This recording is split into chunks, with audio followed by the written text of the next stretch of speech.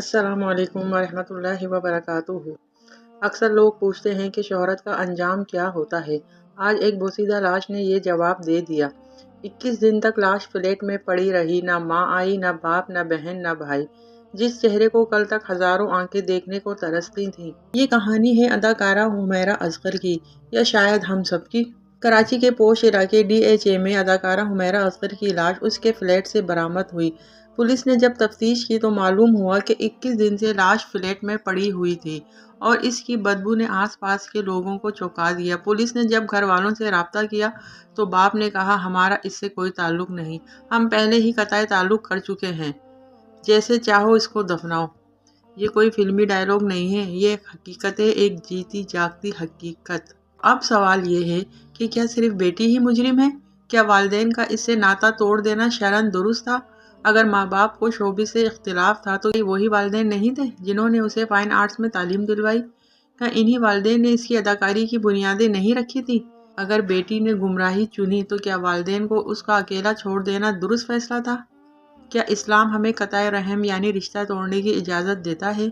क्या नाफरमान औलाद को भी लाश की सूरत में रद्द कर देना दीन इस्लाम की तालीमात है? अगर वो बेटी गलत थी तो बाप क्या मुकम्मल दुरुस्त था?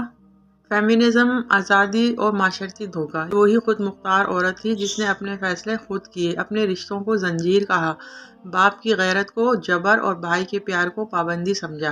फेमिनिज्म के नारे खूब थे, मेरा जिस्म मेरी मर्जी, मुझे क्या पहनना है ये मैं तय करूंगी।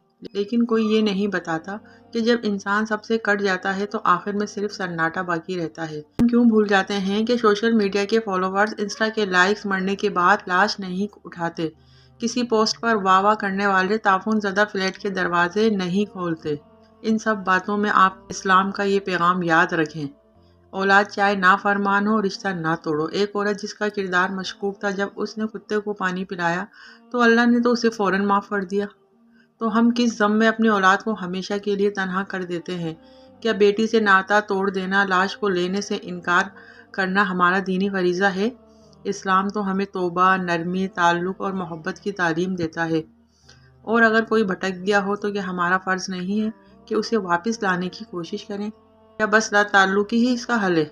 ये सिर्फ एक अदाकारा की नहीं बल्कि हर उस औरत की कहानी है जो सोशल मीडिया की चमक में रिश्तों की हकीकत को भूल जाती है। माँ की गोद, बाप की डांट, भाई की गैरत। याद रखें, ये सब नेमतें हैं, पाबंदियाँ नहीं हैं। शोहरत, आज़ादी, फैंस, लाइक, ये सब वक्ती है, मगर रिश्ते असल पनाह होते हैं, और जिनके पास ये ना हो वही तन्हा मरते हैं। याद रखें, सिर्फ जनाजों को नहीं, जिंदा इंसानों को भी कंधे की ज़रूरत होती है। अपने रिश्ते निभाएं, माँ बाप की बात सुनें, औलाद को माफ़ कर दें, आज़ादी के नाम पर बेरुखी ना करें और शरीयत के नाम पर संगदिली ना दिखाएं। ख़ानदान, ये लफ्ज़ छोटा है लेकिन ज़िंदगी की सबसे बड़ी नेमत है। ख़ानदान वो साहिबान है जो दुख की बारिश में छाँव देता है। ख़ानदान वो मोहब्बत है जो बग़ैर किसी शर्त के साथ खड़ी रहती है। माँ की गोद हो या बाप की दुआएं, भाई की गैरत हो या बहन की हंसी, ये सब कुछ सिर्फ ख़ानदान में ही मिलता है। और ख़ानदान ही हमें याद दिलाता है कि हम तन्हा नहीं हैं, हमें सुनने वाले मौजूद हैं, हमें मानने वाले मौजूद हैं, और सबसे बढ़कर हमें माफ़ करने वाले मौजूद हैं। ना दौलत ये दे सकती है, ना शोहरत, ना आज़ादी। जब दुनिया मुंह मोड़ ले तो ख़ानदान दरवाज़ा खोलता है, जब सब छोड़ जाते हैं तो ख़ानदान ही कंधा देता है।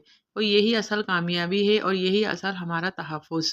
अल्लाह ताला हमें ख़ानदान, दीन और रिश्तों और ईमान की कदर अता फरमाए। या हमें ऐसी ज़िंदगी ना दे जो तन्हाई से भर जाए, और ना ऐसा अंजाम दे जो लावारिस हो, बल्कि ऐसा ख़ात्मा दे जो दुआओं, मोहब्बतों और रिश्तों से घिरा हो। आमीन या रब्बुल आलमीन।